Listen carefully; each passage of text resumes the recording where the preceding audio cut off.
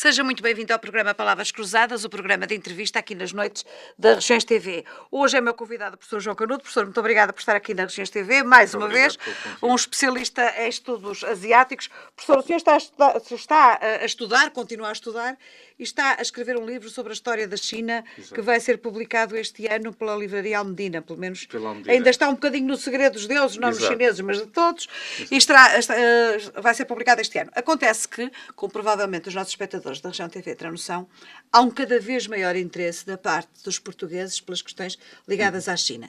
Não é só porque agora, quando acendemos a luz, nos lembramos que a empresa está nas mãos dos chineses, outras grandes empresas também estão pelo mesmo caminho e outras vão a caminho. Há um grande interesse pelas questões da China, mas continuamos a conhecer muito mal este império do meio. Continuamos, efetivamente. Existe um desconhecimento geral da China a vários níveis, a nível do que é a entidade chinesa, da história da China, das motivações dos chineses na era moderna, o que é que nós podemos esperar da China, quais são realmente as aspirações deste império com quase 4.000 anos de existência. E eu, no meu entender, esta falta de conhecimento tem muito a ver com o facto também que Portugal nunca investiu no ensino não só da língua, mas também da cultura e da história da China. Que nem que fosse pelo fato de termos iniciado relações diplomáticas com este império fabuloso já no século XVI, que existe pelo menos essa responsabilidade histórica, essa responsabilidade também para com o povo português, se ter feito mais algo na divulgação da China.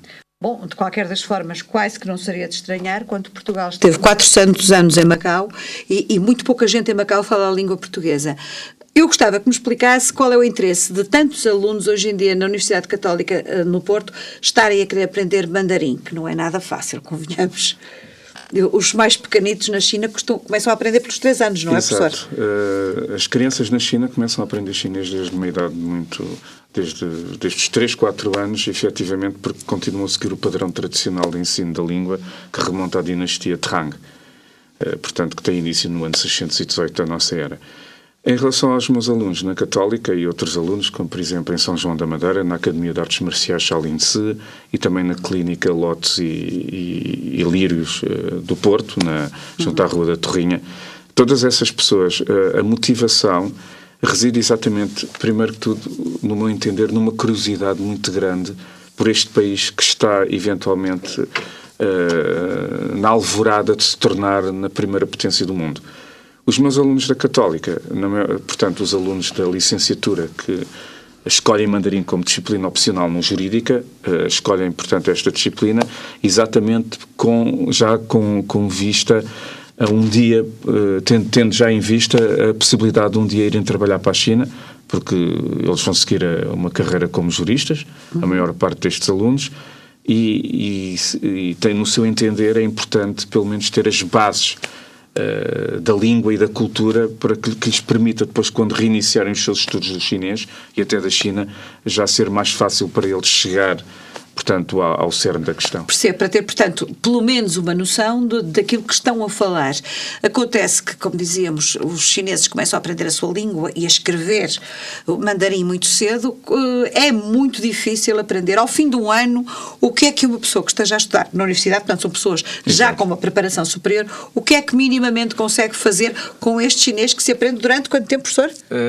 Um chinês necessita pelo menos de 12 anos, no mínimo, para dominar a sua própria língua a nível escrito. Nós estrangeiros, para percebermos minimamente, para fazer algum negócio, para cumprimentarmos as pessoas, para fazermos umas compras com o mínimo de correção, já se vê quanto tempo é que precisa. Para ler os cabeçalhos dos jornais, por exemplo. Um ocidental que se dedique de corpo e alma ao estudo do mandarim poderá conseguir alcançar um estado de semifluência ao fim de 4 anos. Estudando em Portugal. Se estiver a estudar na China, 2 anos são suficientes para conseguir pelo menos dominar entre 1800 a 2500 dos 3500 caracteres necessários para ler uma novela contemporânea. Pois é, isto em relação ao nosso alfabeto, a diferença é muito grande. Exato. Professor, e relativamente à história, porque não aprendem apenas língua, aprendem também os alunos da Católica, história da China.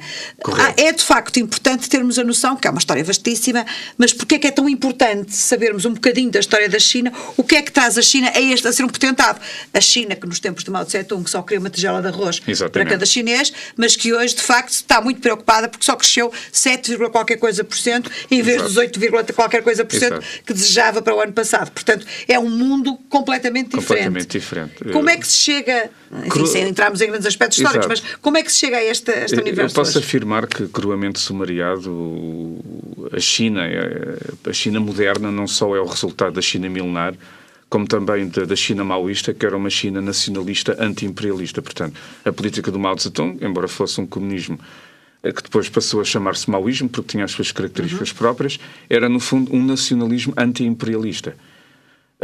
Sendo que isso quer dizer o quê, em termos de nós ocidentais? O que quer dizer é que, portanto, os comunistas, portanto, conseguem unificar novamente a China e assumir o poder, e utilizar o comunismo como nova, portanto, doutrina política da China. Nova não, porque eles anteriormente tinham tido unicamente um sistema feudal, ou seja, apenas existia o paradigma imperial chinês. Com o Mao Tse-tung dá-se início a outro paradigma, que é o paradigma do comunismo.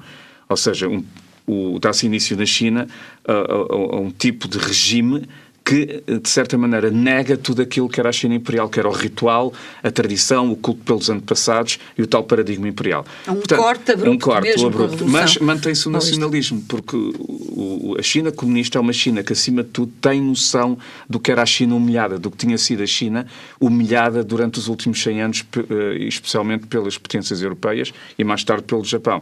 Portanto, esse nacionalismo anti-imperialista era uma forma de motivar os chineses a serem, portanto, cegamente quase nacionalistas, em oposição a um mundo imperialista. E esse mundo imperialista é evidente que encontrava a sua máxima expressão nos Estados Unidos. Sendo que a muralha da China separa todos estes dois, exatamente, quase que estes dois hemisférios, porque a China é também um continente. O professor João Canuto, que está hoje aqui na Regiões TV, estas palavras cruzadas, gostava que me explicasse o que é que quer dizer com esta situação da China humilhada e que tem muito a ver com este impacto que hoje tem sobre o Ocidente, sobre a Europa, sobre os Estados Unidos e com este poder avassalador que a China tem em cima de nós todos, afinal. Eu posso afirmar que, para nós entendermos a China, temos que ter noção de, primeiro que tudo, de 10 datas muito importantes. Isto sem, de forma nenhuma, negar a importância que Portugal teve quando, portanto, obtém autorização para estabelecer um porto comercial que se torna uma cidade, que é Macau. Não vale a pena estar agora a desenvolver esse tema, que é demasiado exaustivo, e que tem lugar em meados do século XVI, como todos nós sabemos. Entretanto, os ingleses, como nessa altura tinham uma filosofia de comércio totalmente liberal, não era? Portanto, era um liberalismo económico absoluto, chegam à China e são tratados como bárbaros, ou seja, como visitantes que, primeiro que tudo, eram vistos apenas como estados tributários da China. Em 1740, em 1754, peço desculpa, a monarquia Qing, que era a dinastia que nessa altura governava a China, a dinastia Manchu, eles definem, de uma vez por todas, que os estrangeiros apenas podiam fazer trocas comerciais e esporadicamente no Porto de Cantão. Correto? E é por essa razão que, por volta de 1760, existe, portanto, essa diretiva por parte do imperador chinês, por parte da monarquia de Qing, em que os mercadores de Cantão passam, a partir desse momento, a ter a responsabilidade da administração das relações comerciais com todas as potências estrangeiras. Em tudo isto há uma fortíssima marca da China ela própria, da mãe pátria, não é? Sempre por oposição aos estrangeiros que vêm de fora. Exato. E fica eles também um pouco aí, digamos, esse desejo de não perder a face, porque de alguma forma a China, e vamos avançar um pouco mais, por exemplo, estou-me a lembrar da Segunda Guerra Mundial, portanto, com o Japão ali do lado, fica numa situação muito fraca, não é? Muito fraca, porque a China já vinha de uma situação bastante humilhante, tinha sido as guerras sino-britânicas, portanto as duas guerras do ópio, em 1839 e 1857, em que são impostos à China primeiro o Tratado de Nanjing, que obriga a China a abrir os seus portos, Em 1756, chega-se a 1856, peço desculpa, chega-se a uma situação em que, novamente, os chineses estavam a tentar progressivamente a negar esses direitos aos ocidentais. Os ingleses enviam novamente a sua armada contra a China e chegam a bombardear, por exemplo, Cantão, com 30 e tal canhões durante 27 horas seguidas. Conseguem finalmente tomar de vez o forte de Tatu, que era na costa Ou seja, os ingleses China. impõem-se na China, como aconteceu na Índia, Exato. pela força e por uma administração força. compulsiva. Portanto, Exato. os chineses são obrigados a suportar os ingleses, Exato. toleram minimamente os portugueses, mas é muito interessante esta questão da história da China, mas de qualquer das formas, para avançarmos um pouco mais, em relação à Segunda Guerra Mundial, são completamente ultrajados pelos japoneses. E aí é a ruptura entre total. 31 e 45, portanto, entre 1931 e 1945, o Japão invade a China pelo Nordeste, pela Manchúria, chega até Hong Kong, portanto, percorre toda a China, a aviação chinesa bombardeia Hong Kong, Cantão, Xangai. Eu tenho uma tia chinesa que foi morta durante um desses bombardeamentos de Hong Kong. Os japoneses, hoje em dia, continuam a não perdoar o Japão. Isto é necessário que se diga, como também os franceses. China e Japão são tão Exato. próximos, mas estão muito... Basta remeter-nos à quase Segunda diria Guerra que há um Mundial. ódio visceral entre chineses e japoneses. Não é um ódio visceral. Agora, o que os japoneses fizeram na China foram atos de uma crueldade indescritível, que apenas se podem comparar àquilo que os nazis fizeram na Europa, porque eram Estados nacionalistas e de afirmação de poder militar, em que tanto na Europa nazi como na Ásia japonesa, porque nós não temos um termo que defina o que era nacionalismo como tínhamos na Europa, nacionalismo, nazismo, em que os nazis, portanto, praticaram atos de uma crueldade. Horríveis. Não vale a pena estarmos aqui... Evidentemente, assim como os japoneses. Deixe-me pôr só esta questão, é assim... Exato. Como não há, digamos, a facilidade de comunicações como há hoje em dia, a Europa não teve tanta noção do que foi esses horrores que o Japão praticou sobre a China. Portanto, hoje facilmente, enfim, ficamos impressionados com o que se passa na Síria, que é bastante mais próximo que a China. À época não tínhamos a noção. Isto para explicar o seguinte. Exato. A China, de facto, como diz aqui o professor, é um grande país, um país que é do tamanho de um continente que é muito... e que depois de repente começa a crescer quando a Europa e os Estados Unidos começam a apertar o cinto. Estamos a chegar já aos dias de hoje, não é? Exatamente. E conseguem entrar e penetrar com uma força impressionante na Europa, nos Estados Unidos e agora em Portugal. Exato. E agora em Portugal. Portanto, há aqui um grande ajuste de contas, não é? E neste momento estão-se a preparar para comprar quintas no Douro. Portanto, como o nosso país está a atravessar uma crise económica que nos deixa, de certa forma, um pouco debelados, a nível geral, e todos podemos imaginar que hoje em dia não é qualquer grupo ou qualquer família ou pessoa que pode dispor de 3 ou 4 milhões de euros para comprar quintas no Douro. Portanto, já tivemos os alemães no Alentejo, agora vamos ter os chineses no Douro. Tínhamos os britânicos no Algarve, alemães no Alentejo, agora os chineses estão no Natal. Onde é que estarão os portugueses qualquer dia neste Portugal? Sr. Canuto, mas como é que é? O senhor, há pouco falávamos antes de começar este programa da questão das datas, que não vamos talvez insistir um pouco mais nisso, mas também na atenção que é preciso ter relativamente à China e, nomeadamente, em relação a Taiwan, que é a parte que a China teve, que não tem ainda domínio, não é? Que é a Ilha Formosa, e por causa deles, por causa, portanto, da Formosa, a China já ameaçou mais do que uma vez utilizar energia atómica. E isto não é uma conversa fiada, pois não, professor Canuto? Não é. Eu acho que, eu vou ser muito breve para não perdermos o fio à meada, como se costuma dizer. Existe neste momento em Portugal todo um grupo de estudiosos da China que transmitem às vezes uma ideia demasiado idílica, na minha opinião. A China é uma potência militar, é um país com 4.000 anos de tradição, em que combateu vários povos, em que se envolveu em guerras, por vezes fratricidas mesmo, entre diferentes reinos chineses, antes da unificação. Foi um povo que se teve que defender mais que atacar, porque estava rodeado de povos bárbaros que os atacavam constantemente, os antepassados dos tibetanos, os Xiang, os Xiongnu, que eram os antepassados, ou os Xiongnu, que eram os antepassados dos hunos, os mongóis, os turcomanos. Portanto, a China constantemente, especialmente no norte, é por essa razão que a Grande Muralha é construída no norte, exatamente para afastar esses povos bárbaros. Portanto, a China tem uma tradição militar muito forte. Cruamente sumariado, novamente, eu posso dizer que o plano chinês começa em 1800 e, peço perdão, em 1890, após o desastre da revolta dos Boxers, que já vinha, portanto, no rescaldo das duas guerras do ópio. as potências, portanto, estrangeiras, lideradas pelos Estados Unidos, invadem Pequim, cometem-se atrocidades indescritíveis contra a população civil chinesa. Os piores foram os russos e os franceses. Houve milhares de mulheres chinesas que se suicidaram perante a vergonha de terem sido violadas em massa. Portanto, isto são coisas que normalmente não se falam, mas que aconteceram. Mas que são história. São história, é a história exatamente. que nos ensina porque é que as coisas hoje estão como estão. E porque é que os chineses têm tanta vontade de comprar quintas no Douro e de dominarem também nos Estados Unidos. E, portanto, depois em 1911 dá-se a implantação da República Sun, depois há a invasão japonesa, a guerra entre comunistas e nacionalistas, e finalmente chegamos à implantação da República em 49. E a partir daí temos 3 datas muito importantes e uma delas ainda não ocorreu, que é a passagem de Hong Kong para a China em 97, a passagem de Macau para a China em 99 e a passagem de Taiwan para a China. Que ainda não aconteceu. Que ainda não aconteceu, mas que e que eles desejam ardentemente. Pequim e a população civil... Que é parte da China, que é a Ilha Formosa, para onde foram os grandes tesouros na altura da Revolução Maoísta, não é? Mas que eles querem fervorosamente reintegrar na China. E porquê é que isto é importante para nós, professor? Perguntaram as pessoas, talvez. É importante para nós porque, é assim, Taiwan vai ser o barómetro. Aquilo que vier a acontecer no estreito, portanto, que separa Taiwan do continente, aquilo que vier a acontecer naquela região, vai ser o barómetro que nos vai deixar ver, finalmente, quando a China deixar cair o véu, e vamos, a partir daí, perceber qual vai ser a política da China no futuro. Será uma política passiva ou de agressividade. Eu amo a China profundamente, nem que seja pelo fato de ter ascendência chinesa.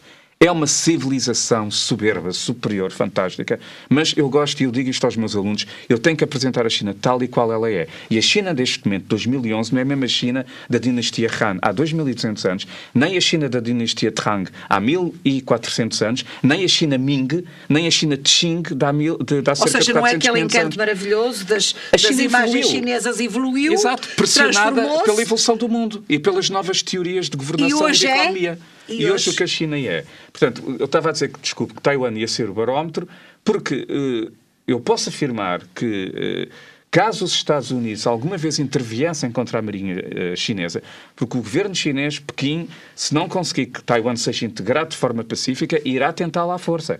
E a China possui cerca de uma frota de centenas de barcos e de barcos de desembarque e de submarinos silenciosos, 700 aviões que não precisam de reabastecer, que vão diretos, portanto, percorrem diretamente a distância que for necessária até Taiwan, e há uma alta patente militar chinesa, que é o general Zhu Changhu, que ele afirmou que se os Estados Unidos interviessem contra a marinha chinesa, que eles não tinham problema nenhum em utilizar uma arma nuclear, que fariam deflagrar uma arma atómica sobre um porta-aviões americano. E não houve nenhuma autoridade civil chinesa que negasse isso. Não estamos a falar de filmes nem de ficção, estamos a falar de casos concretos, de uma força que é a China hoje em dia, quer na Europa, nomeadamente também cá no caso em Portugal, quer nos Estados Unidos, e que tem uma potência nuclear enormíssima. E que depois de toda esta tradição e simpatia da China se irritar muito, pode ser um fator muito perigoso. E pode vingar-se da colonização, colonizando Europa e Estados Unidos. E lá voltamos àquilo que... Não é ficção, não é ficção. Um facto que e lá pode voltamos acontecer. àquilo que falámos uma vez sobre as questões da Alemanha humilhada. É evidente que os chineses não irão pelo mesmo caminho da Alemanha, mas isto seria muito exaustivo, porque os alemães também nos deram muito, deram-nos Max Weber, deram-nos Engels, deram-nos Olha, o professor, para por aí que daqui a bocadinho está a falar de Angela Merkel e é uma coisa... Não. Já chega do que nos deram-nos Bach, deram-nos Mozart, deram-nos Beethoven. Claro. Era o país arquitetónico mais belo do mundo, foi totalmente destruído durante a Segunda Guerra Mundial, mas isso não vale a pena falar desses bombardeamentos criminosos, é outra questão que não compete estar aqui a falar. Agora, a Alemanha foi muito humilhada com o Tratado de Versalhes. E falando novamente da China e de Taiwan, neste momento, 1/5 da receita chinesa provém de Taiwan. Portanto, não só das importações, mas das exportações. Há 500 mil de homens de negócios taiwaneses a viver na China e mantêm a velha tradição de ter a segunda mulher na China, a segunda concubina.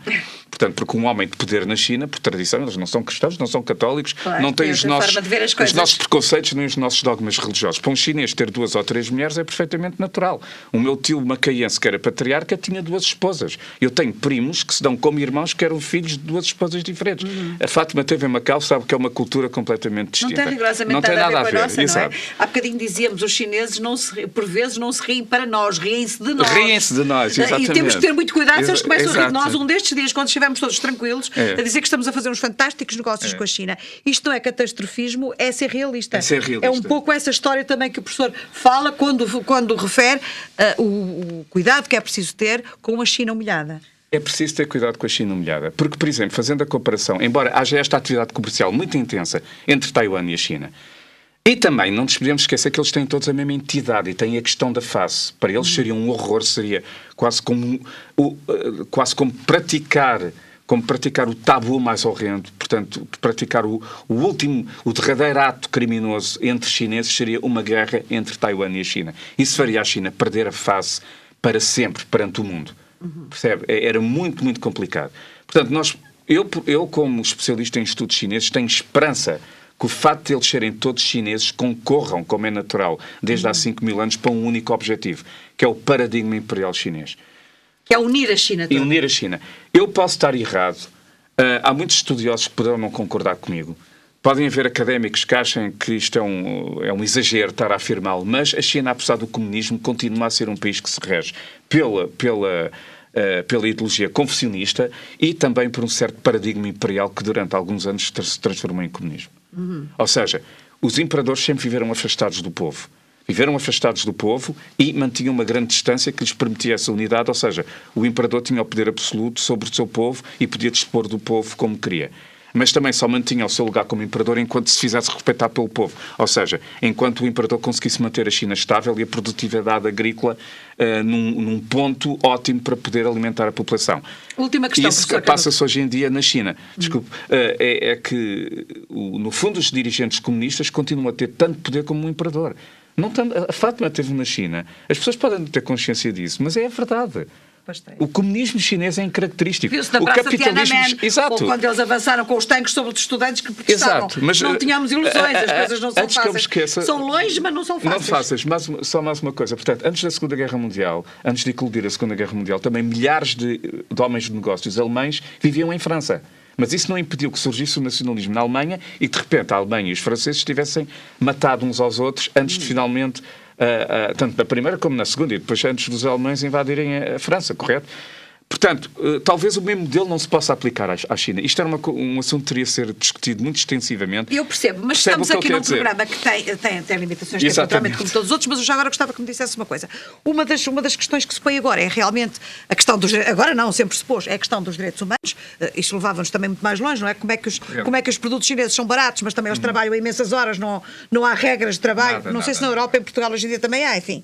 Convenhamos que as coisas estão muito diferentes. Na China é bem pior, mas não há o risco, e esta é mesmo a última questão que lhe ponho, não há o risco desta bolha financeira que eclodiu nos Estados Unidos, que eclodiu na Europa, de acontecer também na China? O que é que isto podia trazer para nós portugueses? Pode acontecer, porque quando a bolha rebenta na Ásia, portanto, quando os pequenos dragões asiáticos, Yachou Xiaolong, em chinês, portanto, os pequenos dragões asiáticos, a Coreia, lembra-se, a Coreia do Sul, o Japão, o Vietnã, Tailândia, portanto, todo aquele crescimento económico que toda a gente, todo o Ocidente se encontrava pasmado perante esse mesmo crescimento económico, de repente arrebentou. Portanto, porquê? Porque não havia realmente capacidade para manter aquele ciclo económico e característico asiático, que também estava, muito, de certa maneira, baseado no facto de haver uma mão de obra muito barata, mas pouco qualificada. E que depois essa mão de obra pouco qualificada começou, de certa maneira, a não acompanhar as limitações e as restrições económicas que se tinham que impor, mesmo a nível da banca e do mercado financeiro, que foi o que aconteceu com a Europa e com os Estados Unidos, e que nos está a afetar hoje em dia também, não é? Portanto,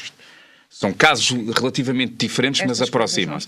Estão assim tão diferentes. Apesar de estarem no outro extremo do planeta, não estão assim tão longe de poder acontecer. E se houvesse uma situação destas, porquê é que a China não cai e se a China, enfim, viesse a cair? A China não caiu na altura, porque a China na altura continuava de certa maneira isolada e tinha uma moeda que não se autorregulava, nem permitia que o mercado internacional a regulasse. Portanto, por essa razão a China conseguiu se salvar do tal desastre económico asiático, a tal bolha, que rebentou, porque também estava no início da sua abertura, ou seja, aquela loucura do crescimento económico estava em pleno florescimento em Zhuhai e em Xinjiang, estas regiões económicas especiais junto a Hong Kong e a Macau. Agora, o que acontece é que neste momento a China já está mais desprotegida, porque a sua moeda vai ter que realmente um dia aceitar essa regulação mediante os mercados financeiros internacionais e mediante também as suas transações económicas, e porque, de certa maneira, eles têm um sintoma muito grave, que é o fato que a Fátima referiu, tem uma mão de obra praticamente que não é especializada, uma mão de obra praticamente escrava em muitos aspectos, em que eles cheguem a tal questão em que um chinês não tem direitos, tem deveres, passa a ter os direitos a partir do momento em que cumpre os seus deveres, e esta mão de obra altamente inqualificada também representa, de certa maneira, outro problema que está subjacente a uma migração quase histérica, perdoa uma expressão, do campo para a cidade. Ou seja, em que neste momento toda a população chinesa tem consciência do enriquecimento que está, portanto, a acontecer e tem inveja de Taiwan. Professor João Canuto, são várias chamadas de atenção de um país que está do outro lado do planeta, mas que é de facto muito importante para nós, hoje, a China. Professor João Canuto, muito obrigada mais uma vez por ter estado aqui no Palavras Cruzadas. Obrigada também a si. Nós voltamos para a semana.